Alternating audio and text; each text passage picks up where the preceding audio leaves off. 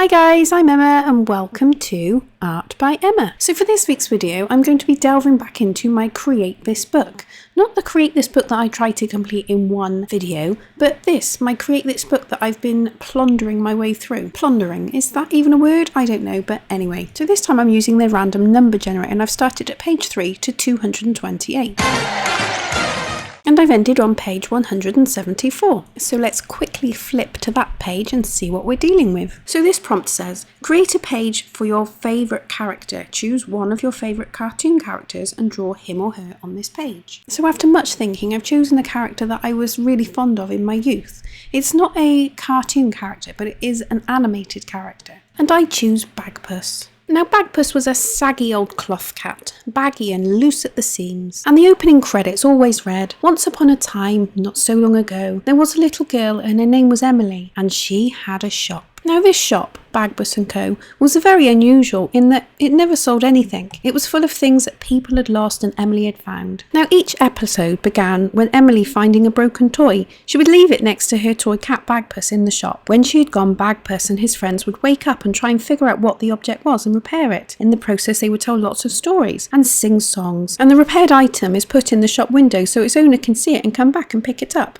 And Bagpuss and his friends would go back to sleep. And the episode would end. The poem that Emily would recite would go, Bagpuss, dear Bagpuss, you fat furry cat puss, wake up and look at the thing that I bring. Wake up, be bright, be golden and light. Bagpuss, oh hear what I sing. Now this business model was not really Bill Cates style, but it was never called into question and it was entertaining, so yeah. Anyway, that's enough about me waffling on about Bagpuss. Unless you want to know more, I could waffle on all night, you know. Seriously, I could dedicate a whole video, a whole series, a whole channel to Bagpuss. But for now I'll just focus on the video in hand. So I've done a rough sketch of saggy old Bagpuss and I'm going to go over the outside with this fine line pen. But I'm going to give him a little raggy, fluffy, raggedy old outline just to illustrate how scruffy old Bagpuss is. Just look at him though, look how cute he is. I could just squeeze him. So the main characters in Bagpuss were Emily, who only actually appeared in the title sequence. Bagpuss, the old saggy cloth cat, baggy and a bit loose at the seams, but Emily loved him. The mice, they decorated the marvellous mechanical mouse organ. The mice cleaned and repaired the week's objects while singing cheerfully. Professor Yaffle,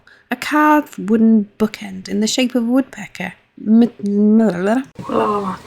I'll try that again. Madeleine, the rag doll, who tells stories, and Gabriel the toad, who plays the banjo. Anyway, I'm waffling again about Bagpuss, but he really was my favourite. So I finished the outline and I've rubbed out the pencil sketch and I'm going to use these pastels again. Pastels?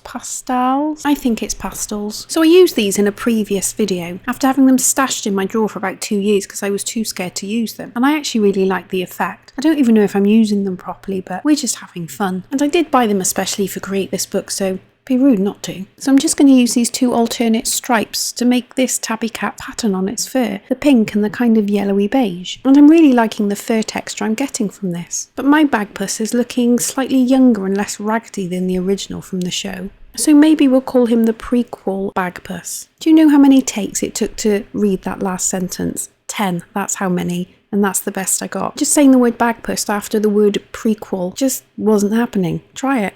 Prequel Bagpuss. I can say it now. Typical. Do you know, I'd love to play you the title music for Bagpuss right now, but you know what YouTube's like with copyright and stuff. I shouldn't. And I've got the song going through my head that the mice would sing when they were mending the toys about finding it and binding it and sticking it and gluing it and fixing it like new. I would sing it to you, but I wouldn't torture you with my voice. So I think it's safe to say that by now you know that I love Bagpuss. So I've finished pasteling on my little Bagpuss and I'm just going to write Bagpuss on the other page because I really don't know what else to do. And I'm using one of my thick chisel-tipped Posca pens to write it in my very best italic handwriting. And yes, this is my very best. And it's kind of similar to the font used on the Bagpuss show. So I guess I should tell you now that I became so obsessed with Bagpuss and spent so long editing this video that this is the only page I've got to show you this week. So this Create This Book episode is going to be in 2 parts. So all that's left to do is add a little bit of highlight to his eyes and nose and some claws on his little toes. And thank you so much for watching my video this week. And I really don't know why I put 3 highlight dots on his nose. That's not right. We'll rectify that. And there he is. There's my little Bagpuss looking quite young and sprightly. Don't forget to tune in next week for part 2. Goodbye.